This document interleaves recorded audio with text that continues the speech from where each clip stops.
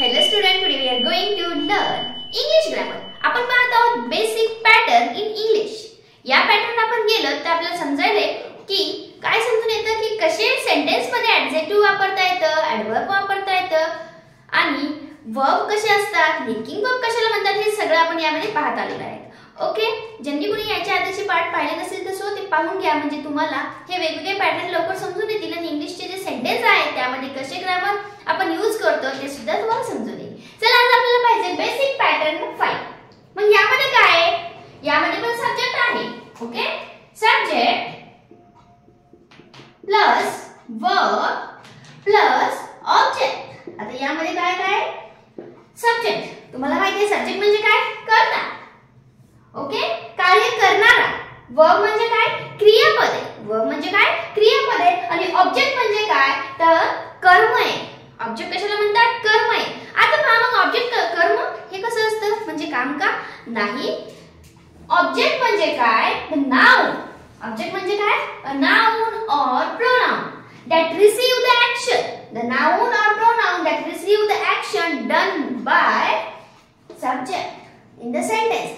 Sentence मध्ये आलेला जो सब्जेक्ट असतो याच्याकडून जी ऍक्शन झाली असते किंवा याच्याकडून जे कार्य झालं असतं ते कोणावर घडलं त्याला म्हणायचं ऑब्जेक्ट. मग हे काय कोणावर घडतं असं कसं व्हायचं? चला एक सेंटेन्स घेऊया आणि आपले जे कन्सेप्ट आहे, जे डाऊट आहे ते क्लिअर करूया. वेळ न घालवता घेऊया एक सेंटेन्स. एक्झाम्पल घेते मी. वी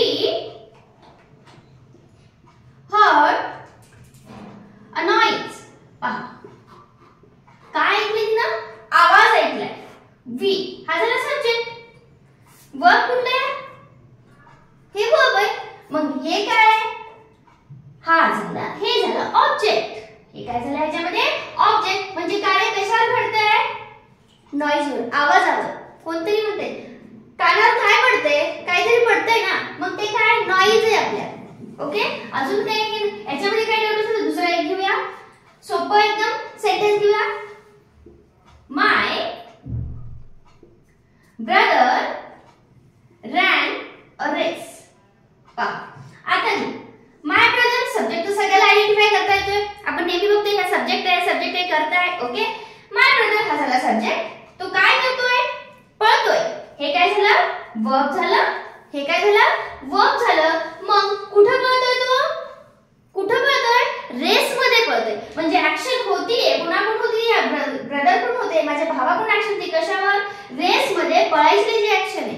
कुठं? रेस. म्हणजे ऍक्शन डन इन रेस. म्हणजे याला म्हणायचं ऑब्जेक्ट. याला काय म्हणणार आपण?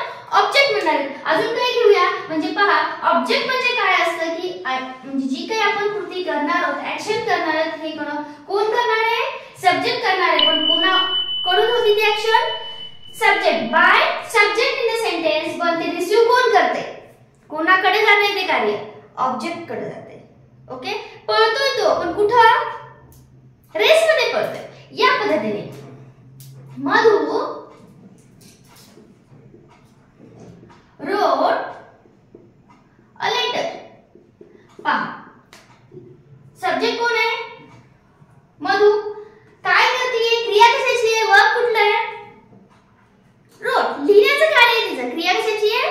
लिहिण्याचं कार्य. मग ही देखील हे काही करते ते कशावर घडतंय? लेटरवर घडतंय. मग हा झाला ऑब्जेक्ट. म्हणजे हा नाउन असेल किंवा ही शी इट असेल, प्रोनाउन असेल किंवा हे नाउन आले, नाउन असेल किंवा प्रोनाउन असेल, हे काय करते? pronoun that receive the action done by subject. मग हे काय करते? हे जिने ऍक्शन घेतली हे कोण घेते? हा लेटर घेतोय. ऍक्शन होतीये पण हे कुणावर होतीये? हे लेटरवर होतीये. मग याला म्हणायचं ऑब्जेक्ट. आपण जे काही करतोय ते कोणावर घडतंय कार्य? आपलं लेटरवर घडते. म्हणजे कोणावर घडते किंवा कोण रिसीव करते आपली ऍक्शन? तो पळत होता पण कुठे पळत होता? रेस मध्ये. मग रेस काय करायले? आपलं कार्य केलेलं रिसीव करायला किंवा त्याच्यावर आपण कार्य करतो. रेस मध्ये पळायचं कार्य करतो. लिहायचं कार्य पण कुठं? लेटर मध्ये लिहितोय आपण. लेटर लिहितोय ना, मग कशावर लिहितोय? मधु wrote a letter. काय करतोय आपण? लिहितोय. मग कशावर होते हे? आपलं जे काही आपण कार्य करतोय ते कशावर घडायचे? हे लेटरवर घडायचे. म्हणजे मधु झाला सब्जेक्ट, wrote झाला वर्ब, लेटर झाला ऑब्जेक्ट. म्हणजे कार्य रिसीव करणारा कोणतरी असतंय. त्या सेंटेन्स मध्ये असं म्हणायचं तिथे ऑब्जेक्ट आहे. ओके, सब्जेक्ट म्हणजे करणार. वर्ब म्हणजे क्रियापद, याच्यामध्ये काही डाऊट नसणार आहे, पण ऑब्जेक्ट हा नवीन घटक आहे. चला अजून काही सेंटेन्स घेऊया. He has read many books. पहा आता इथं काय केले, रीडिंग केले. ही कोण आहे, सब्जेक्ट. आता इथं प्रोनाउन आहे, इथं नाउन वापरला, इथं प्रोनाउन. प्रोनाउन असो किंवा नाउन असो. हॅज रीड हे झालं लिंकिंग वर्ब झालं किंवा हेल्पिंग वर्ब झालं, हे मेन वर्ब झालं, म्हणजे हे काय झाले, वर्ब झालं. हे काय झालं, वर्ब. मेनी बुक कशावर घडली ऍक्शन, किंवा कोणी रिसीव्ह केली ऍक्शन, बुकने केली. हा झाला ऑब्जेक्ट. हा काय झाला, ऑब्जेक्ट झाला. अशा पद्धतीने आपण subject plus verb plus object हा एक पॅटर्न पाहिला. अजून एक सेंटेन्स घेऊया, त्यामध्ये पाहूया. आता तुम्ही व्हिडिओ पॉज करा आणि आयडेंटिफाय करा की ऑब्जेक्ट कुठला असणार आहे, सब्जेक्ट कुठला असणार आहे आणि वर्ब कुठला असणार आहे. ओके, बघूया. We are doing our work. पहा, we are doing our work. लगेच समजून येईल तुम्हाला. वी हा झाला सब्जेक्ट, कर्ता कोण आहे, वी. आर डूइंग हे झालं वर्क आणि कार्य कोणावर घडायले किंवा कोण रिसीव्ह करायले त्याला म्हणायचं ऑब्जेक्ट. आवर वर्क हे काय झालं, ऑब्जेक्ट. म्हणजे आपण बघितलं सब्जेक्ट होता, वर्ब होता, ऍडजेक्टिव्ह होतं, ऍडवर्ब होतं, लिंकिंग वर्ब पाहिले, पण आज आहे ऑब्जेक्ट. मे बी तुमचे कन्सेप्ट क्लिअर झाले असतील. ऑब्जेक्ट कशाला म्हणायचं, जो की ऍक्शन रिसीव्ह करतो. जी घडून कोण करतंय, सब्जेक्ट करत असतो. मग तो प्रोनाउन असतो